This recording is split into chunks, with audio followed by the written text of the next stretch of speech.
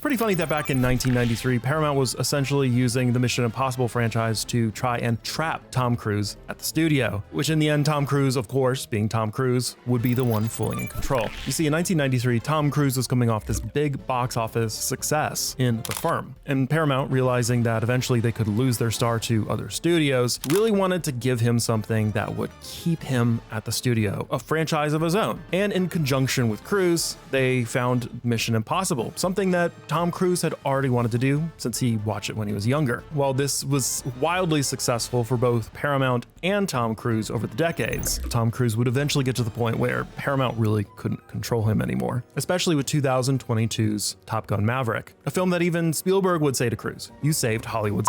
At this point, you could say that Tom Cruise's power had sort of reached its pinnacle, so much so that the studio execs could barely control him over Mission Impossible 7 and 8. What are some of the things that Cruise would do? You know, reversing and suing over a studio decision to only give Dead Reckoning a 45-day theatrical window, deciding to add a submarine to Mission Impossible 7, adding to the already ballooning budget of Dead Reckoning, and filming Mission Impossible 8, The Final Reckoning, before finishing Mission Impossible 7, despite the studios not wanting him to do that. An anonymous insider would say to this, of course, that Tom says what he wants and the studio says what it wants, and then Tom gets what he asked for, which, considering that Mission Impossible The Final Reckoning is off to a great box office start, it would seem that the studio probably cares less about who's in control.